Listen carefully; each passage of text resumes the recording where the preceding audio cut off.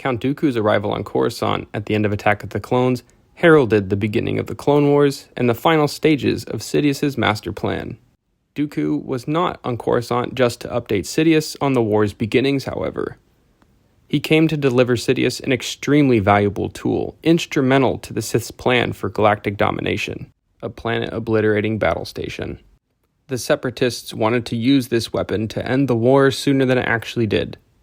With the ability to destroy any world at will, the Republic would be forced to give in to the Separatist demands. But Darth Sidious's intentions were different. Chancellor Palpatine planted the seed within the Republic that the Separatists were building a superweapon. These rumors frightened those at the head of the Republic's war strategy. Following the Second Battle of Geonosis, when Republic intelligence mysteriously obtained the plans for this Separatist superweapon, their fear was confirmed. Chancellor Palpatine personally presented the plans in a top-secret meeting with the Republic's newly formed Strategic Advisory Cell.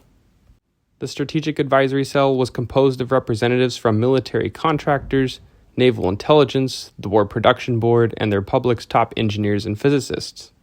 The committee concluded that the Republic should build their own superweapon, using the Separatists' own plans against them. Furthermore, the station was to maintain a top-secret project until it was ready for use. The committee decided it was best to obscure the funding for this project by hiding it within several distributed research grants. The committee was further enticed to build the station as quickly as possible, since whichever faction finished their weapon first could use it and end the war on their terms.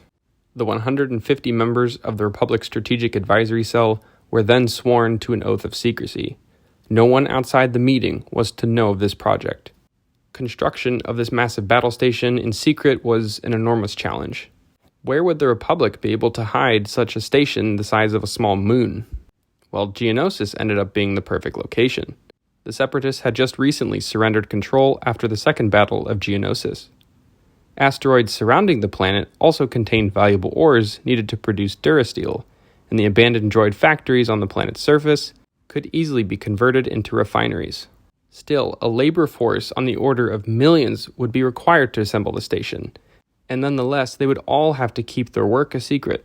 The Republic initially considered contracting with the Camino cloners again to produce clones that were suited for orbital construction. However, a Republic officer, Orson Krennic, was able to negotiate Geonosian cooperation in building the station with the captured Poggle the Lesser. Krennic's successful negotiations saved a significant amount of Republic resources. Not only would the labor force be extremely pliable to Poggle's direction, they were local to Geonosis. While the downside was occasional riots, in which case one turned into a full-blown strike that allowed Poggle to escape, Geonosian labor was good and cheap. Geonosian labor continued on after Poggle's departure and a new hive leader was installed. Krennic earned a promotion for his success and was placed in charge of the station's main superweapon. The main superweapon, the station's propulsion systems, and other complex engineering tasks were completed under research grants for humanitarian and energy generation purposes. At this time, Krennic rescued his longtime friend and renowned energy scientist Galen Erso from Separatist sympathizers in a prisoner exchange. While Krennic's efforts to employ Galen on the project were unsuccessful during the Clone Wars, he was eventually able to manipulate him into working on the super laser under the guise of an Imperial Kyber Crystal energy project.